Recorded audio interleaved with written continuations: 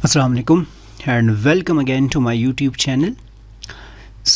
2025 में आप सबको पता है कि पंजाब बोर्ड जितने भी है उनकी बुक्स चेंज हो चुकी है। बायोलॉजी के लेक्चर्स में ऑलरेडी कुछ अपलोड कर चुका हूँ चैप्टर नंबर 1 के। आप लोग इसी चैनल में डिफरेंट प्लेलिस्ट के अंदर कुछ लेक्चर्स देख सकते हैं। केमिस्ट्री के लेक्चर्स मैंने साथ साथ शुरू करने हैं, ये मैंने डिस्कस करने हैं आप लोगों की। ये वाली बुक भी चेंज हो चुकी है, इसके बारे में हमने काफ़ी डिटेल में डिस्कशन करनी है। तरीक़ा वही होगा जो आप लोग बायोलॉजी वाले नोट्स वगैरह बनाते हैं, इसमें भी मैं नोट्स बनाऊंगा, लेकिन साथ साथ आप लोगों ने यहाँ पर समझना भी है क्योंकि इसमें समझने वाला काम काफ़ी सारा हो सकता है। आप लोग अपनी नोट बुक्स निकालेंगे, बुक भी अपने सामने रखेंगे। मैंने इसके काफ़ी सारे पॉइंट्स शॉर्ट नोट्स बनाए हैं, वो अपने साथ नोट बुक्स में ड्रा करेंगे, डिस्कस करेंगे और जहाँ जहाँ मसला हो रहा हो वो आप लोग मुझे कमेंट्स में भी पूछ सकते हैं, मैसेज करके भी पूछ सकते हैं। शुरू कर लेते हैं हम अपना केमिस्ट्री का chapter number 1 that is periodic table and periodic properties. हमने इसके अंदर इस वाले चैप्टर के अंदर काफ़ी सारे यहाँ पर एसएलओ या कंटेंट्स दिए गए हैं, वो हमने डिस्कस करने हैं। टेक्निकली ये पूरे का पूरा जो चैप्टर है हमने इसमें पीरियोडिक टेबल कैसे बना उसकी हिस्ट्री डिस्कस करनी है। उसके अंदर जो डिफरेंट ट्रेंड्स पाए जाते हैं, पीरियोडिसिटी जिसमें पाई जाती है, वो सारे के सारे हमने डिस्कस करने हैं। आप समझे कि हमने पीरियोडिक टेबल को काफ़ी डिटेल में डिस्कस करना है इस चैप्टर नंबर 1 के अंदर। मैं बहुत बेसिक से शुरू करूँगा, तो कंसिडर कर ले फॉर वाइल आप लोगों को इस चैप्टर में कुछ भी नहीं आता, आप लोगों ने इंतहाई गौर से यहाँ पर सुनना है। ये आप लोगों का पीरियोडिक टेबल है जो मैंने बुक से पिक्चर लिया है, यहाँ पर आप लोगों के सामने रखा है। इसकी तरफ मैं एंड पे भी आऊँगा, लेकिन मैंने स्टार्ट में ये पिक्चर इस वजह से दिया है तो जस्ट आप लोगों को आइडिया हो कि हम इसी पीरियोडिक टेबल के बारे में डिस्कस करेंगे जो आप लोग 9th-10th में भी काफ़ी हद तक पढ़ चुके हैं। चलो अपना लेक्चर शुरू कर लेते हैं। सबसे पहला पॉइंट आप लोगों ने याद रखना है कि इस पीरियोडिक टेबल के अंदर आप लोग जितने भी बॉक्सेस देख रहे हैं ये तमाम के तमाम एलिमेंट्स है। आप समझे पूरे का पूरा जो हमारा प्लैनेट है या समहाउ आप बोल सकते हैं हमारा यूनिवर्स है, वो इन तमाम के तमाम एलिमेंट्स से बना है। अब अगर हम हिस्टोरिकली देख ले, पुराने ज़माने में देख ले, तो 1700 में या 1700 से पहले आप लोग बोलेंगे कि जो ह्यूमन थे उनको सिर्फ़ और सिर्फ 12 एलिमेंट्स का पता था। उनको आइडिया आप लोग बोलेंगे कि सिर्फ़ और सिर्फ 12 एलिमेंट्स का था। ज़ाहिर सी बात है कि उतनी इनोवेशन और इन्वेंशंस वगैरह उन्होंने नहीं की थी, इतने टेक्निक्स नहीं थे कि बहुत सारे एलिमेंट्स को वो डिस्कवर कर सके, ऑब्ज़र्व कर सके, जो भी कर सके।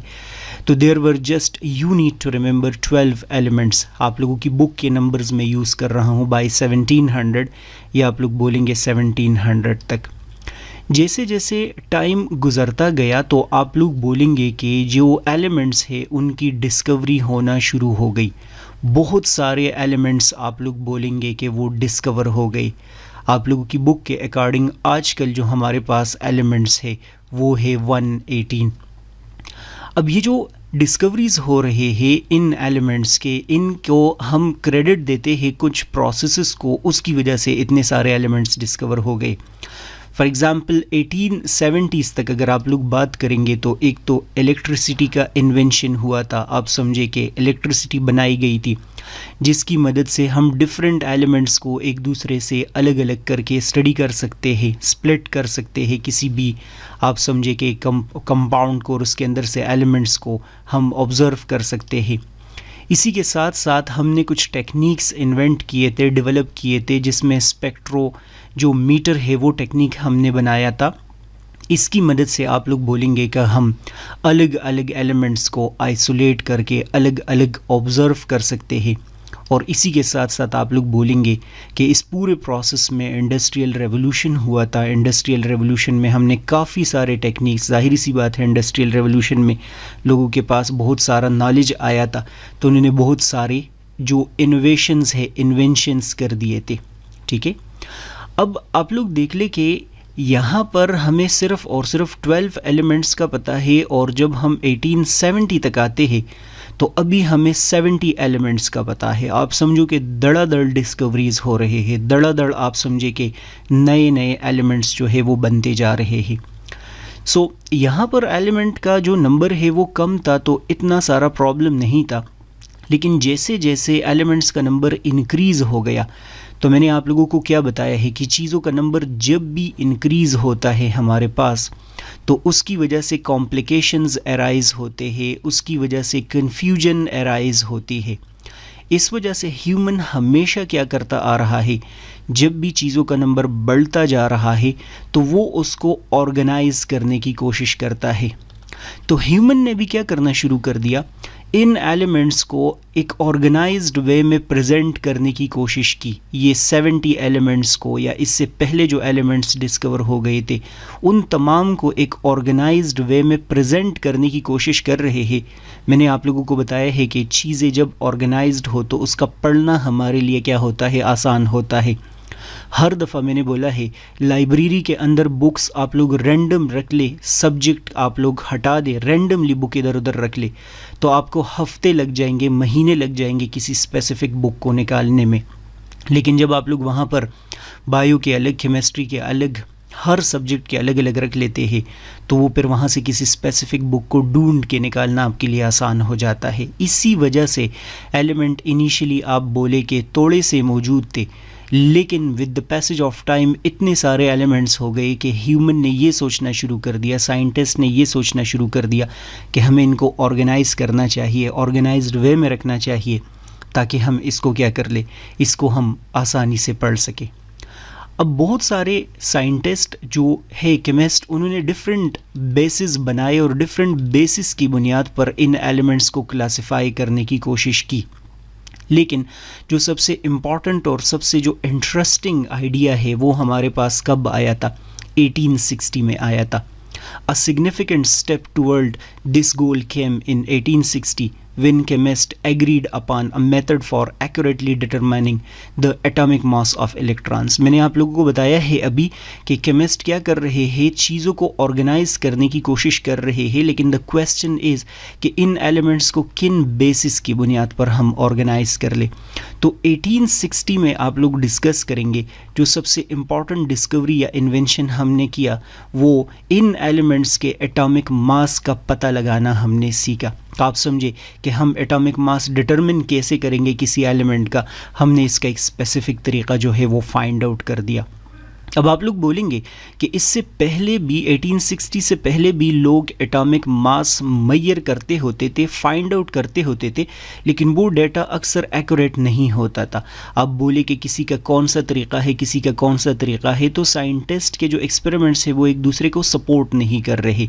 सो यू नीड टू रिमेंबर कि 1860 में हमने एटॉमिक मास को मेजर करना सीखा और समहाउ आप लोग अभी डिस्कस करेंगे एटॉमिक मास, बार बार इसका जिक्र आएगा कि चीज़ों को हमने क्लासिफाई करना जो है वो अंडरस्टैंड करना शुरू कर दिया। ये जितनी भी बातें मैंने यहाँ पर आप लोगों को बताई है, अगर कन्फ्यूजन हो रही है तो ये कन्फ्यूजन यहाँ पर मैं नोट्स के अंदर दूर कर देता हूँ। मैं बोलता हूँ कि everything on this planet is made of elements या एटम्स। ये सबको पता है कि इस प्लैनेट के ऊपर तमाम के तमाम चीज़ें एलिमेंट से बनी है। मेरे सामने जितने भी सामान इधर उधर पड़ा है समझो मैं भी एलिमेंट से बना हूँ, आप भी, लैपटॉप भी, and so on. Till now we have discovered या synthesized 118 elements। मैंने आप लोगों को बताया है कि इनिशियली तो ये एलिमेंट्स कम थे, लेकिन with the passage of time अभी तक आप लोगों की बुक के अकॉर्डिंग 118 एलिमेंट्स हमने क्या कर दिए हैं, डिस्कवर कर दिए हैं। मैंने ब्रैकेट में synthesized इस वजह से लिखा है क्योंकि कुछ एलिमेंट्स हमने synthesize भी किए हैं। आप समझे कि आर्टिफिशियली हमने उसको synthesize किया है, बनाया है लैब के अंदर डिफरेंट टेक्निक्स की मदद से। It would be very difficult to explore and comprehend chemistry without organizing these elements। अब जाहिर सी बात है कि इन एलिमेंट्स का नंबर इतना ज़्यादा बढ़ गया है, हमें अगर इनको समझना है, कॉम्प्रहेंड करना है, अंडरस्टैंड करना है, एक्सप्लोर करना है केमिस्ट्री को, तो हमें क्या करना चाहिए, हमें इनको ऑर्गेनाइज्ड करना चाहिए, ऑर्गेनाइज्ड वे में रखना चाहिए, एल्स हमें कुछ भी समझ नहीं आएगी। रैंडमली एलिमेंट्स इधर उधर पड़े होंगे और मैंने आप लोग को बताया है चीज़ों को समझना मुश्किल हो जाएगा। In different times, scientists propose different ways to categorize these elements. मैंने अभी भी आप लोगों को बताया कि लोगों ने डिफरेंट तरीके अपनाए कि हम इन एलिमेंट्स को ऐसे अरेंज कर लेते हैं, ऐसे अरेंज कर लेते हैं. डिफरेंट साइंटिस्ट ने अपने अपने तरीके जो है वो हमें समझाने की कोशिश की है कि आप लोग इसको ऐसे अरेंज करें, ऐसे अरेंज करें एंड सो ऑन. जिस तरह मैंने एटॉमिक मास की बात की कि लोगों ने एटॉमिक मास पे अरेंज करना तो शुरू कर दिया, लेकिन तरीका अलग अलग था जिसकी वजह से कन्फ्यूजन हो रही थी. Currently, we have reached at the conclusion to categorize all the different elements in the form of a table called periodic table. सो चूँकि साइंटिस्ट काफ़ी अरसे से इस चीज़ के पीछे लगे हैं कि हम एलिमेंट्स को ऑर्गेनाइज कर ले, तो आज हम एक कंक्लूजन पे पहुंच गए हैं कि ऐसा करते हैं, इन तमाम एलिमेंट्स को एक कैटेगरी बना देते हैं, इनको हम कैटेगराइज कर देते हैं, डिफरेंट वेज़ में हम इसको ऑर्गेनाइज कर देते हैं, तो एक टेबल का शेप निकल आया. और इस वाले टेबल को हम क्या बोलते हैं? इसको हम पीरियाडिक टेबल बोलते हैं, जो मैं आप लोगों को पहले भी बता चुका हूँ कि इस चैप्टर में हमने क्या करना है. पीरियाडिक टेबल के अंदर जो जितनी भी चीज़ें हैं वो हमने पढ़नी है. The periodic table not only summarise important facts about elements, but it also incorporates a theoretical framework for understanding the relationship between elements. अब पीरियाडिक टेबल जो आप लोगों के पास अभी भी होगा बुक के अंदर, या मैंने जो पिक्चर दिखाया है, टेक्निकली ये सिर्फ और सिर्फ एलिमेंट्स को अरेंज करना नहीं है, बल्कि इन एलिमेंट्स के बीच में रिलेशनशिप क्या है, एसोसिएशन क्या है, कौन कौन से एक दूसरे के साथ ज़्यादा मिलते हैं, कौन कौन से एक दूसरे के साथ नहीं मिलते, किन का बिहेवियर किसके साथ मैच करता है, किन का बिहेवियर किसके साथ नहीं मैच करता, कौन किस फैमिली के साथ बिलोंग करता है. पीरियाडिक टेबल सिर्फ और सिर्फ आप समझे कि हमें फैक्ट्स नहीं बताता कि बस अब हमने इसको अरेंज करना है, बल्कि बहुत ज़्यादा इन्फॉर्मेशन हमें इस एक पीरियाडिक टेबल के अंदर से मिलता है, जिसमें से हम एलिमेंट्स का बिहेवियर भी प्रेडिक्ट कर सकते हैं, पहले से बता सकते हैं कि ये एलिमेंट ऐसे बिहेव करेगा. In the current periodic table, elements are categorized based on their atomic number, electronic configuration, recurrent chemical characteristics. ये पॉइंट मैंने इस वजह से यहाँ पर लिखा है, या आप लोगों की बुक में ये वाला पॉइंट इस वजह से लिखा है क्योंकि अभी जब हम पीरियाडिक टेबल की हिस्ट्री डिस्कस करेंगे तो आप लोग कंफ्यूज होंगे कि ये जो मॉडर्न पीरियाडिक टेबल है ये हमने किन बेसिस पे क्लासिफाई किया है. तो ये पॉइंट फ़िलहाल के लिए आप लोग यहाँ पर सिर्फ और सिर्फ देख ले, बाद में याद हो जाएगा. आप लोग बोलेंगे कि जो मॉडर्न पीरियाडिक टेबल है, जो करंट पीरियाडिक टेबल है, वो एटॉमिक नंबर की बुनियाद पर हमने किया है, इलेक्ट्रॉनिक कन्फिग्रेशन की बुनियाद पर, केमिकल कैरेक्टरिस्टिक्स की बुनियाद पर. ये सारी चीज़ों की आगे आप लोगों को अभी समझ आ जाएगी. The periodic table isn't just a reference, it helps chemists study periodic behavior like electronegativity, ionization energy and atomic size etc. मैंने जिस तरह आप लोगों को अभी बताया है कि ये सिर्फ और सिर्फ एक टेबल नहीं है, बल्कि ये टेबल हमें बहुत सारे कैरेक्टरिस्टिक्स के बारे में एक ऑर्गेनाइज्ड वे में इन्फॉर्म कर रहा है, बाकायदा एक तरीके के साथ हमें इन्फॉर्म कर रहा है एलिमेंट्स के बिहेवियर के हवाले से, प्रॉपर्टीज़ के हवाले से. ये जस्ट एक सिंपल आइडिया नहीं है, इसको अगर हम समझे तो बहुत सारी चीज़ों को हम क्या कर लेंगे, अंडरस्टैंड कर लेंगे. अब ये जस्ट एक इंट्रोडक्शन हो गया है. आपसे अगर कोई पूछता है कि पीरियाडिक टेबल किस चीज़ की बुनियाद पर है, एटॉमिक नंबर की बुनियाद पर है, क्या इसका इंपॉर्टेंस है, मैंने एक 2 लाइंस इसके अंदर इंपॉर्टेंस डिस्कस किया है, कितने इसमें एलिमेंट्स है, 118 इसमें एलिमेंट्स है एंड सो ऑन. हमने ये सारा भी डिस्कस करना है. ये तो हो गया है इसका इंट्रोडक्शन. अब हम ऐसा करते हैं कि हम डिटेल में अंडरस्टैंड करते हैं इस पीरियाडिक टेबल के जो हिस्ट्री है और इसका जो डेवलपमेंट है, कौन कौन से साइंटिस्ट में इसमें क्या कंट्रीब्यूट कर दिया था, कैसे ये पीरियाडिक टेबल हमारे सामने अभी इस शेप में आया है, इनिशियली कैसे क्लासिफिकेशन किया जाता था एंड सो ऑन. सो हमने पढ़ना है history and development of periodic table. आप लोगों की बुक में लिखा है हिस्टोरिकल बैकग्राउंड, कोई मसला नहीं है. सो स्टोरी हम शुरू कर लेते हैं. ऑलमोस्ट आप समझे कि 1700 से पहले पहले की कहानी हम शुरू कर लेते हैं. मैंने जिस तरह आप लोगों को स्टार्ट में भी बताया था कि 1700 से पहले पहले एंशियंट टाइम्स में आप लोग बोलेंगे कि सिर्फ़ और सिर्फ हमारे पास कितने एलिमेंट्स मौजूद थे, ओनली 12 एलिमेंट्स वर नोन। वो जो 12 एलिमेंट्स थे ये काफ़ी जनरल थे उस time, gold, silver, copper, iron, lead, tin, mercury and so on. फ़िलहाल खैर इस पे आप लोगों ने रट्टा नहीं लगाना, ये पेपर में ऐसे नहीं आएगा। बस आपको सिंपल इतना पता होना चाहिए कि 12 नोन एलिमेंट्स थे। अगर हम 1700 तक बात करें या 1700 से पहले पहले की बात करें, सो आप लोग बोलेंगे कि सिर्फ़ और सिर्फ 12 एलिमेंट्स हमें पता थे।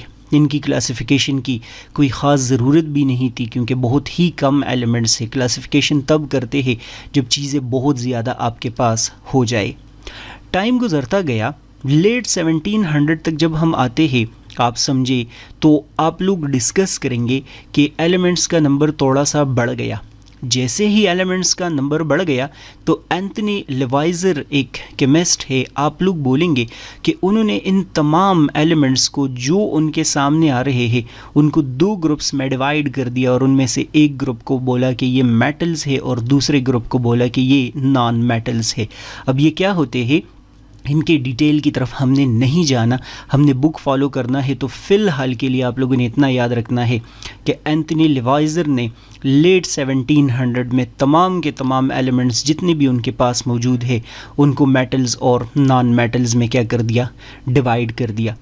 अब मैंने आप लोगों को बताया है कि डिस्कवरीज तो हो रहे हैं, इन्वेंशंस तो हो रहे हैं, with the passage of time नए नए एलिमेंट्स डिस्कवर हो रहे हैं। तो समझो एंथनी लेवाइजर का ये जो कंसेप्ट है मेटल्स और नॉन मेटल्स का, ये फॉर द टाइम बीइंग तो सही है, लेकिन लॉन्ग टर्म में ये वाला जो क्लासिफिकेशन है ये आगे नहीं चल पड़ा। इसी वजह से एक और बंदा है जिसका नाम है योहान डोब्राइनर।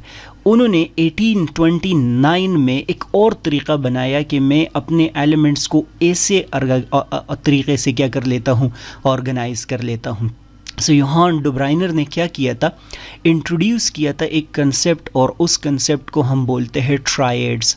ट्राई का मतलब होता है टू। तो आप लोग बोलेंगे कि जितने भी एलिमेंट्स उस टाइम उनके सामने मौजूद थे उन एलिमेंट्स के उन्होंने तीन तीन ग्रुप्स बनाए। उन्होंने बोला कि मैं तमाम एलिमेंट्स के वो तीन तीन ग्रुप्स बना देता हूँ, लेकिन वो तीन तीन ग्रुप्स आप लोग बोलेंगे कि रैंडम नहीं थे, उसका बाकायदा एक तरीक़ा भी उन्होंने बनाया था कि मैं इसको ऐसे अंदाज में तीन तीन ग्रुप्स बनाऊँगा। किस चीज़ की बुनियाद पर? Atomic weight of the middle element was the average of other two element. जो टू मैंने आप लोगों को बताया ना, जो थ्री के ग्रुप्स वो बना रहा है, तो उन्होंने कहा कि ये तीन तीन के ग्रुप्स में किस चीज़ की बुनियाद पर बनाऊंगा? MCQs के लिए आप लोगों ने याद रखना है एटॉमिक वेट की बुनियाद पर बनाऊंगा। मैं कंसिडर कर लेता हूँ फॉर वाइल कि उन्होंने यहाँ पर ये तीन एलिमेंट्स जो है वो उठाए। सपोज़ करते हैं मैं यहाँ पर एक ब्लॉक बना देता हूँ और इस ब्लॉक के अंदर मैं क्या कर देता हूँ, ये तीन एलिमेंट्स लिख लेता हूँ। ये आपके पास है लिथियम, ये है सोडियम और ये है यहाँ पर पोटाशियम। जो लिथियम है उसका जो एटॉमिक वेट है वो आप लोग बोलेंगे 7 है, सोडियम का एटॉमिक वेट आप लोग बोले 23 है, और पोटाशियम का जो एटॉमिक वेट है वो 39 है। डोब्राइनर ने हमें भी क्या बताया था? उन्होंने कहा था कि मिडिल एलिमेंट का जो एटॉमिक वेट होता है वो एवरेज ऑफ अदर टू होता है। फॉर एग्जांपल लिथियम इधर है, पोटाशियम इधर है, बीच में आप लोगों को ये क्या नज़र आ रहा है, सोडियम नज़र आ रहा है। सो देखते हैं कि क्या इस सोडियम का जो एटॉमिक वेट है वो इन दोनों के एवरेज के बराबर है या नहीं है। सो आप लोग देख ले, लिथियम का एटॉमिक वेट कितना है, 7 है, और जो आप लोगों को पोटाशियम का नज़र आ रहा है वो क्या है, वो 39 है। इन दोनों को आप प्लस कर दे तो क्या बन जाएगा, ये 46 बन जाएगा, और इसको 2 पे डिवाइड कर दे, 1 और 2, तो ये क्या बन जाएगा, ये 23 बन जाएगा। सो 23 किसका एटॉमिक वेट बनता है, सोडियम का। तो आप लोग देख ले, इसका और इसका जो एवरेज बन रहा है वो बीच वाले का बन रहा है। अगर आप लोग यहाँ पर ये दूसरा देखेंगे, यहाँ मैं दूसरा एक ब्लॉक आप लोगों के सामने बना रहा हूँ, चूँकि उन्होंने तीन ये इकट्ठे करके बनाए थे। सो यहाँ पर मैं लिख लेता हूँ, ये कैल्शियम है, ये स्ट्रॉन्टियम है और ये बेरियम है। इसका एटॉमिक वेट आप लोग बोलेंगे 40 है, इसका एटॉमिक वेट 88 है, इसका एटॉमिक वेट 137 है। आप लोग 40 प्लस 137 कर दे, डिवाइडेड बाय 2 कर दे, ये ऑलमोस्ट आप बन जाएगा 88। तो आप लोग देख ले, बीच वाले का जो एटॉमिक वेट है वो 88 है। इसको हम बोलते हैं ट्रायड। काफ़ी सारे ग्रुप्स उन्होंने बनाए थे, काफ़ी सारे ऐसे ब्लॉक्स उन्होंने बनाए थे जिसमें दो जो साइड वाले एलिमेंट्स होते हैं उन एलिमेंट्स का जो एवरेज होता है एटॉमिक वेट वो बीच वाले का बनता है। तो इसको हम क्या नाम देते हैं? ट्रायड बोलते हैं। ऑल्दो काफ़ी हद तक तो आप लोग बोलेंगे ये कंसेप्ट सही था, लेकिन हर जगह ये कंसेप्ट सही नहीं था। कभी कभार आप लोग बोलेंगे कि जो नंबर आ रहा होता है वो एग्जैक्ट नहीं आ रहा होता, वो आगे पीछे कभी कम आ रहा है, कभी जो है वो ज़्यादा आ रहा है।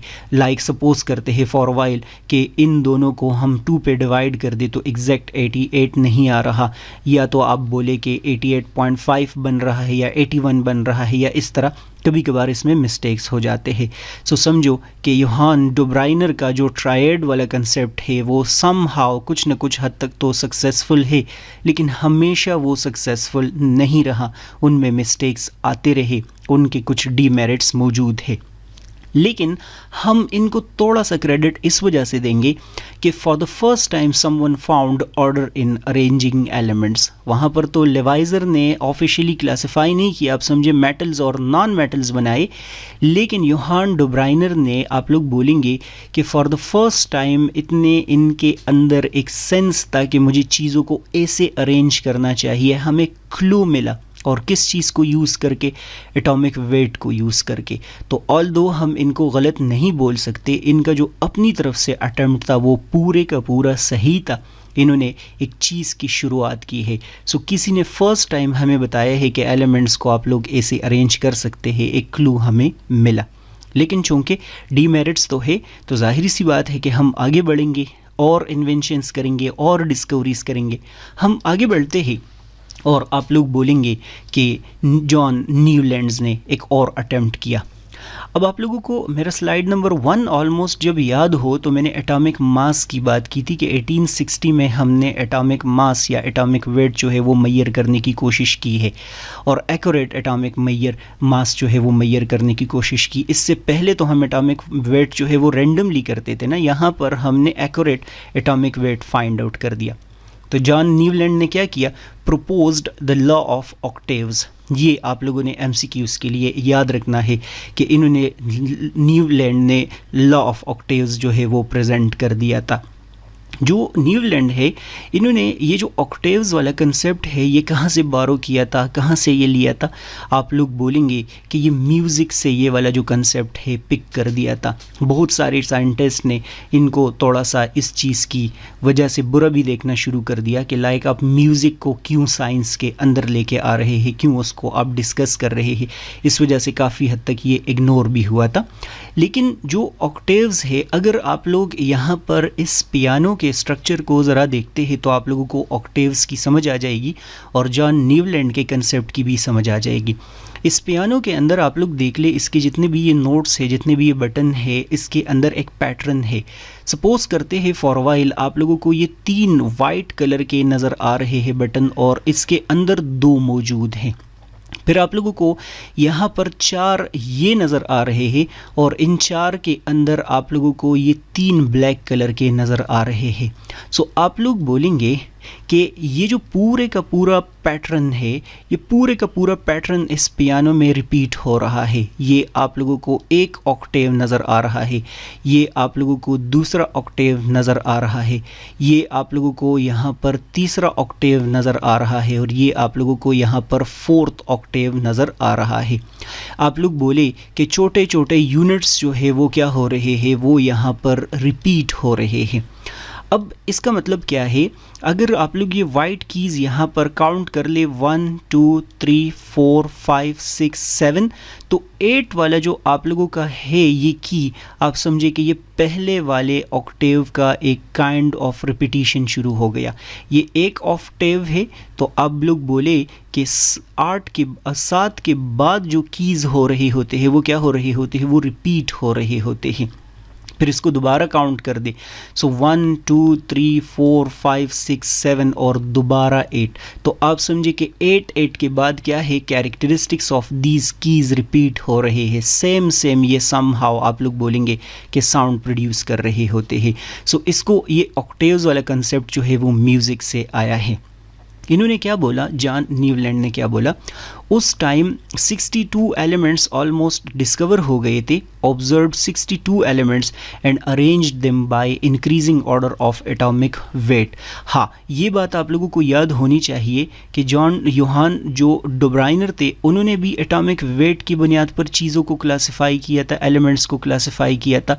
जॉन न्यूलैंड ने भी एटॉमिक वेट की बुनियाद पर चीज़ों को क्या कर दिया था, क्लासिफाई किया था, एलिमेंट्स को क्लासिफाई किया था। उन्होंने ट्राइड्स बनाए थे, इन्होंने ऑक्टेव्स बनाए हैं। उनके पास एलिमेंट्स इतने सारे नहीं थे, इनके पास 62 एलिमेंट्स थे। अब इन्होंने न्यूलैंड ने क्या बताया था, every 8 element has similar properties to the first one. मैं आप लोगों को एक आइडिया दे देता हूँ, ये उन्होंने एलिमेंट्स अरेंज कर दिए हैं जो आप लोगों को न्यूलैंड्स का क्लासिफिकेशन नज़र आ रहा है। इसमें हाइड्रोजन, लिथियम, ये ऑन, ये सारे के सारे यहाँ पर दिए गए हैं। तो 1 मिनट के लिए इधर देखना है, 1 2 3 4 5 6 7 और ये वाला बन जाएगा 8। तो ये क्या बोल रहा है कि एवरी 8 एलिमेंट है similar property to the first one. ये वाला आप लोगों के पास फर्स्ट वन है और ये वाला आप लोगों के पास 8 थे। तो उन्होंने कहा कि पहले और 8वें के कैरेक्टरिस्टिक एक दूसरे के साथ मिलते जुलते हैं। तभी तो मैंने बोला कि उसको जब काउंट करना शुरू कर दे कीज़ को, तो पहले और 8वें का जो साउंड है वो समहाउ आप लोग बोलेंगे सिमिलर है।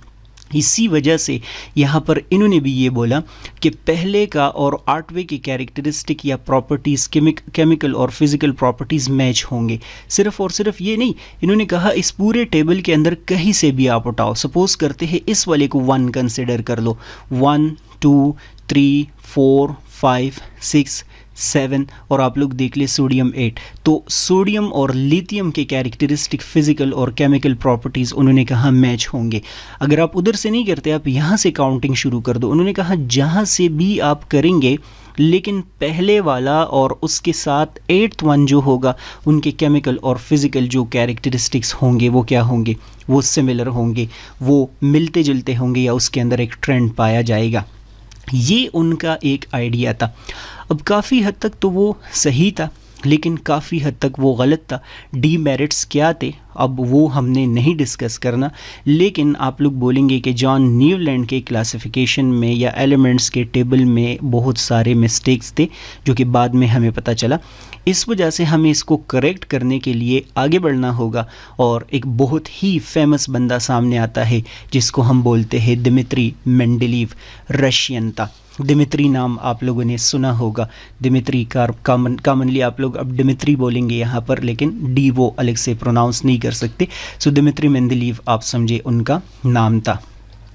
इनको हम फादर ऑफ पीरियोडिक टेबल बोलते हैं। इनको असल में हम फादर ऑफ पीरियोडिक टेबल इस वजह से बोलते हैं क्योंकि जो मॉडर्न पीरियोडिक टेबल अभी आप लोग देख चुके हैं, जो मैं पिक्चर दिखा चुका हूँ, जो बाद में भी दिखाऊंगा और जो आपकी बुक में आपके हाथ में पड़ा है, आप समझो कि इनके जो बेसिस है वो इस दिमित्री मेंडेलीव ने रखे थे। इन्होंने आप समझे कि ये वाला जो पीरियोडिक टेबल है वो हमारे सामने बनाया था। He arranged 63 elements by atomic mass into 8 vertical column। ये बात आप लोगों ने याद रखनी है कि इन्होंने बी क्लासिफिकेशन ऑफ एलिमेंट्स किस चीज़ की बुनियाद पर किया है, एटॉमिक मास की बुनियाद पर किया है। न्यूलैंड्स ने भी एटॉमिक मास यूज़ किया था और जो आप लोगों ने डुब्राइनर यूज़ किया उन्होंने बी एटॉमिक मास यूज़ किया था। लेकिन इन्होंने कहा कि मैं इन तमाम के तमाम एलिमेंट्स को जो मेरे सामने मौजूद है इनको 8 वर्टिकल कॉलम्स में बना देता हूँ, डिवाइड कर देता हूँ। अब आप लोग देख ले कि यहाँ पर बी एटॉमिक मास की बुनियाद पर चीज़ों को क्लासिफाई किया जा रहा है, लेकिन समहाउ आप लोग बोलेंगे कि इन्होंने 7 ग्रुप्स में डिवाइड कर दिया। इन्होंने 8 वर्टिकल कॉलम्स में तमाम के तमाम चीज़ों को क्या कर दिया, तमाम के तमाम एलिमेंट्स को क्लासिफाई कर दिया था। अच्छा, सबसे इंटरेस्टिंग और सबसे ज़रूरी बात जो दिमित्री मेंडेलीव ने हमें आइडिया दिया था, उन्होंने ही left gaps for undiscovered elements. उन्होंने ये जो 8 ग्रुप्स यहाँ पर बनाए थे, उन्होंने कहा कि मैं तमाम को यहाँ पर क्लासिफाई कर देता हूँ, लेकिन बीच बीच में रैंडमली उन्होंने कुछ गैप्स छोड़ दिए थे। और क्यों छोड़ दिए थे? क्योंकि अकॉर्डिंग टू हिम जब मैं यहाँ पर इन चीज़ों को एटॉमिक मास की बुनियाद पर क्लासिफाई कर रहा हूँ तो कुछ कुछ जगहों में मेरे पास एलिमेंट्स नहीं है जिनको मैं यहाँ पर एकोमोडेट कर दूँ। तो उन्होंने प्रिडिक्ट किया कि ये बाद में डिस्कवर होंगे। अब ये बहुत इंटरेस्टिंग पॉइंट था कि वो इस चीज़ के हवाले से कॉन्फिडेंट था कि इनकी डिस्कवरी होगी। क्यों? क्योंकि एटॉमिक मास की बुनियाद पर मैं चीज़ें, मैं एलिमेंट्स यहाँ पर अरेंज कर रहा हूँ, एक एलिमेंट मिसिंग है, उसका एटॉमिक मास यहाँ पर मैं खुद से नहीं बना सकता। तो उन्होंने कहा ये डिस्कवर होगा। क्यों? क्योंकि वो अपनी तरफ से कॉन्फिडेंट था कि चीज़ों को हम एटॉमिक मास की बुनियाद पर ही क्लासिफाई करते हैं। और बहुत मज़े की और इंटरेस्टिंग पॉइंट मैं आप लोगों को बताऊं कि दिमित्री मेंडलीव ने कहा था कि ये सारे का सारा जो कंसेप्ट मैं अभी आप लोगों के सामने रख रहा हूँ, पीरियोडिक टेबल, ये मैंने ख्वाब में देखा था, ये मेरे ड्रीम्स में आया था और मैं उसकी बुनियाद पर इनको क्या कर रहा हूँ, क्लासिफाई कर रहा हूँ। ये जो पीरियोडिक टेबल है ये बहुत इंटरेस्टिंग इस वजह से है क्योंकि उन्होंने प्रेडिक्शन की है अनडिस्कवर्ड एलिमेंट्स के हवाले से, ऐसे एलिमेंट्स के हवाले से जो अभी डिस्कवर होंगे। और मज़े की बात यह है, सिर्फ ये डिस्कवरी नहीं हो रही कि एलिमेंट्स डिस्कवर होंगे, बल्कि आप लोग बोलेंगे कि उनके प्रॉपर्टीज़ भी क्या किए जा रहे हैं, प्रेडिक्ट किए जा रहे हैं कि अच्छा मैं इनको ऐसे अरेंज कर लेता हूँ तो यहाँ मैं गैप छोड़ूंगा, इसका मतलब वो इधर आएगा। जब आप बोलते हैं वो इधर आएगा तो इसका मतलब बहुत सारे कैरेक्टरिस्टिक आप पहले से बता रहे हैं कि उनके कैरेक्टरिस्टिक ऐसे होंगे। क्योंकि पीरियोडिक टेबल रैंडम तो नहीं था, ये तो एटॉमिक मास की बुनियाद पर उन्होंने क्लासिफाई किया था ना कि मैं चीज़ों को ऐसे करूँगा। सो ये बहुत ही इंटरेस्टिंग पॉइंट है। और मज़े की बात यह है, बाकायदा डिस्कवरी भी उन एलिमेंट्स की हो गई और बाकायदा आप लोग बोलेंगे कि वो जो स्पेसेस है, वो गैप्स है, वो भी क्या हो गए, वो भी ऑक्युपाई हो गई कुछ अरसे बाद या कुछ टाइम बाद। According to him the properties of elements are periodic function of their atomic mass. आप लोग बोलेंगे कि दिमित्री मेंडलीव ने यहाँ पर एक पीरियोडिक लॉ बनाया, आप समझे कि एक कंसेप्ट हमारे सामने रखा और उन्होंने कहा कि जितने भी एलिमेंट्स हैं उनके जितने भी कैरेक्टरिस्टिक्स होते हैं वो किस चीज़ पे डिपेंडेंट होते हैं, एटॉमिक मास पे डिपेंडेंट होते हैं। दूसरे अल्फाज में आप लोग बोलेंगे कि एटॉमिक मास की बुनियाद पर वो अपना जो पीरियोडिक टेबल है वो क्लासिफाई कर रहा है। तो उन्होंने कहा कि तमाम एलिमेंट्स की जितने भी केमिकल और फिज़िकल प्रॉपर्टीज़ होते हैं, पीरियोडिक फंक्शन मीन डिपेंडेंट होते हैं किस चीज़ पे, एटॉमिक मास पे। समझो कि वो बार बार एटॉमिक मास की वो क्या कर रहा है, वो उस पर फोकस कर रहा है। याद रखना है आप लोगों ने कि दिमित्री मेंडलीव ने ये वाला जो कंसेप्ट हमें दिया था, समहाउ आप लोग बोलेंगे कि ये काफ़ी ज़्यादा फेमस हो गया और अभी तक हम इनको फादर ऑफ पीरियोडिक टेबल बोलते हैं। लेकिन इंटरेस्टिंग और मज़े की बात ये है कि जब ये दिमित्री मेंडलीव आप लोग बोलेंगे अपना कंसेप्ट बना रहा था, तो इसी टाइम आप लोग बोलेंगे एक और बंदा है इसी साल, लोथर मेयर, उन्होंने भी पीरियोडिक टेबल पे वर्क शुरू कर दिया था। कि एक दूसरे को ये नहीं जानते हैं, दोनों अलग अलग कंट्रीज़ के हैं। मेरे ख्याल में ये जर्मन था, ये रशियन था। दोनों एटॉमिक मास की बुनियाद पर आप लोग बोलेंगे कि एलिमेंट्स को क्लासिफाई करने की कोशिश कर रहे हैं, अरेंज करने की कोशिश कर रहे हैं। लेकिन थोड़ा सा इनका जो प्रेजेंटेशन था वो क्या था, वो डिफरेंट था। और वो कैसे? He drew atomic volume versus atomic mass curve showing periodic trends. ये वाला जो आप लोग ग्राफ देख रहे हैं, समहाउ आप लोग बोलेंगे कि ये लोथर मेयर ने हमें ग्राफ प्रोवाइड कर दिया। उन्होंने भी क्या करना शुरू कर दिया, ये देख ले, एटॉमिक वॉल्यूम इस साइड पे ड्रा कर दिया है और एटॉमिक वेट यहाँ पर क्या कर दिया है, ड्रा कर दिया है। और ये आपको बहुत सारे एलिमेंट्स नज़र आ रहे हैं किस चीज़ के अंदर, इस ग्राफ के अंदर। लोथर मेयर और जो मेंडलीव जो बातें कर रहा है वो दोनों सेम ऑलमोस्ट कर रहे हैं, दोनों एटॉमिक मास पे फोकस कर रहे हैं कि उनकी वजह से कैरेक्टरिस्टिक्स होते हैं किसी एलिमेंट के, लेकिन उनका प्रेजेंटेशन एक टेबल के फॉर्म में था और ये ग्राफ के फॉर्म में था। इन्होंने कहा कि जहाँ जहाँ ये एलिमेंट्स यहाँ पर आप लोगों को नज़र आ रहे हैं इधर उधर, इन एलिमेंट्स का अगर सेम पॉइंट पे मौजूद है तो इनका बिहेवियर क्या होता है, सेम होता है। तो समहाउ दोनों बंदे सेम तरीके से चीज़ों को अरेंज कर रहे हैं, ऑर्गेनाइज कर रहे हैं, लेकिन प्रेजेंटेशन थोड़ा सा क्या है, डिफरेंट है।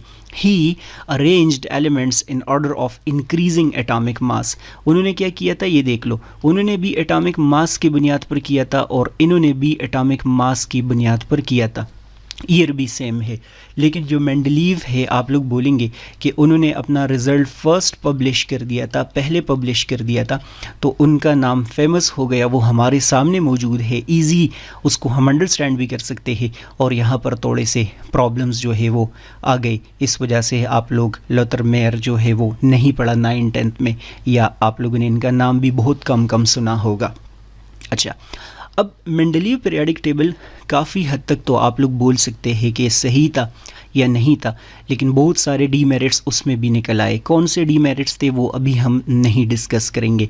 सो थोड़ा सा आगे बढ़ते हैं और मॉडर्न पीरियोडिक टेबल की तरफ जाते हैं, जिसके लिए हमें हेनरी मॉज़ले को पढ़ना पड़ेगा, जिन्होंने 1913 में मेंडलीव वाला जो पीरियोडिक टेबल है ना, उसके अंदर जो मिस्टेक्स वगैरह है, जो उसमें डीमेरिट्स है, फ्लाज है, उसको करेक्ट करने की कोशिश की।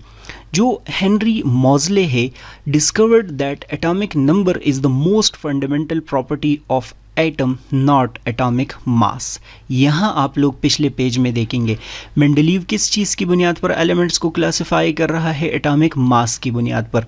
मेयर किस चीज़ की बुनियाद पर कर रहा है, आप लोग बोलेंगे एटॉमिक मास की बुनियाद पर। ये दोनों बोल रहे हैं कि किसी भी एलिमेंट के कैरेक्टरिस्टिक्स या प्रॉपर्टीज़ जो होते हैं वो एटॉमिक मास की वजह से होते हैं। डोब्राइनर किस चीज़ की बुनियाद पर, एटॉमिक मास की बुनियाद पर। न्यूलैंड किस चीज़ की बुनियाद पर, एटॉमिक मास की बुनियाद पर। लेकिन हेनरी मॉज़ले ने यहाँ पर एक अलग से आप समझे कि डिस्कवरी की, determined atomic numbers of known elements using x-ray emission technique.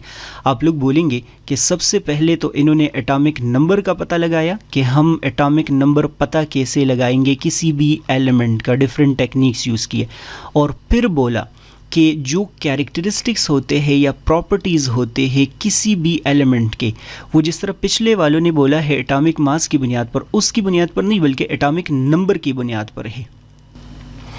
So Henry मॉज़ले असल में बोलने की कोशिश कर रहा है कि हमें एलिमेंट्स को किस चीज़ की बुनियाद पर ऑर्गेनाइज करना चाहिए, एटॉमिक नंबर की बुनियाद पर। He fixed flaws in Mendeleev periodic table. और समहाउ आप लोग बोलेंगे कि वाकई जब हमने एटॉमिक नंबर की बुनियाद पर एलिमेंट्स को अरेंज करना शुरू कर दिया, तो जो मेंडलीव पीरियोडिक टेबल के अंदर प्रॉब्लम्स थे वो काफ़ी हद तक हमारे सामने क्या हो गई, करेक्ट हो गए। According to him, properties of elements are periodic function of their atomic number. मैंने पिछले मेंडलीव में भी ये पॉइंट बोला था कि उनके मुताबिक properties of elements are dependent upon क्या, मैं उधर बोलता था एटॉमिक मास, लेकिन यहाँ पर मैं क्या बोल रहा हूँ, मैं बोल रहा हूँ कि हेनरी मॉज़ले के मुताबिक जो कैरेक्टरिस्टिक्स होते हैं, प्रॉपर्टीज़ होते हैं किसी भी एलिमेंट के, वो एटॉमिक नंबर की बुनियाद पर होते हैं। स्टार्ट में जो आप लोगों ने मेंडलीव वाला पीरियोडिक लॉ बोला था, और इस सेंटेंस को हम बोलते हैं मॉडर्न पीरियोडिक लॉ, के कैरेक्टरिस्टिक्स या chemical and physical properties of elements are because of या डिपेंडेंट अपॉन क्या, एटॉमिक नंबर। इसको हम बोलते हैं मॉडर्न पीरियोडिक लॉ। और जब हम एटॉमिक नंबर की बुनियाद पर एलिमेंट्स को अरेंज करते हैं, so the periodic table based on modern periodic law is called modern periodic table. ये एटॉमिक नंबर हो गया और ये एटॉमिक लॉ हो गया, और जब इसकी बुनियाद पर हम पीरियोडिक टेबल बनाते हैं तो इसको हम मॉडर्न पीरियोडिक टेबल बनाते हैं। सो हमने ये वाला जो पीरियोडिक टेबल है ये एटॉमिक नंबर की बुनियाद पर बनाया है। आप लोग इसको एटॉमिक जो पीरियोडिक टेबल बोलते हैं modern periodic table, long form of modern periodic table, जो कि हम डिटेल में डिस्कस करेंगे कि इसमें क्या होता है, कैसे होता है एंड सो ऑन। अगर मैं 1 मिनट में इसको समराइज़ कर दूं, सो आप लोग बोलेंगे कि 1700 में हमें सिर्फ़ और सिर्फ 12 जो एलिमेंट्स थे वो हमें पता थे। इसके बाद आप लोगों ने डिस्कस किया कि लेट 1700 में जो लेवाइज़र था उन्होंने इन तमाम एलिमेंट्स को मेटल्स एंड नॉन मेटल्स में डिवाइड कर दिया। डोब्राइनर ने आप लोग बोलेंगे कि कुछ अरसे बाद ट्राइएड्स बना दिए। इसके बाद न्यूलैंड्स ने ऑक्टेव्स बना दिए। न्यूलैंड्स ने कहा कि हर फर्स्ट एलिमेंट के कैरेक्टरिस्टिक 8वें के साथ जो है वो मैच हो रहे हैं। टाइम गुजरता गया, मेंडलीव ने हमें बताया कि नहीं, आप सारे गलत हो, एटॉमिक मास की बुनियाद पर हमें एलिमेंट्स को क्लासिफाई करना चाहिए। वैसे इन लोगों ने भी एटॉमिक मास का ही जिक्र किया था, उसकी बुनियाद पर अपनी अरेंजमेंट्स बनाई थी। मेयर ने भी एटॉमिक मास की बुनियाद पर चीज़ों को क्लासिफाई किया था। हेनरी मॉज़ले ने क्या कहा, उन्होंने कहा नहीं, एटॉमिक नंबर ही जो कैरेक्टरिस्टिक्स होते हैं किसी एलिमेंट के वो डिटरमिन करते हैं। सो मेरे ख़्याल में कि समझ आ गई होगी, कोई कन्फ्यूजन इसमें नहीं होगी। है तो मुझे आप लोग कमेंट्स में भी बताएंगे, लाइक सब्सक्राइब शेयर ज़रूर करेंगे। ऑनलाइन क्लासेस मेरी अगर आप लोगों ने लेनी है तो उसके लिए भी मुझे मैसेज करेंगे, उसमें मैं जूम ऐप पे आप लोगों को लाइव पढ़ाऊँगा। नेक्स्ट वीडियो लेक्चर देखेंगे आप लोग। गुड बाय, अल्लाह हाफिज़।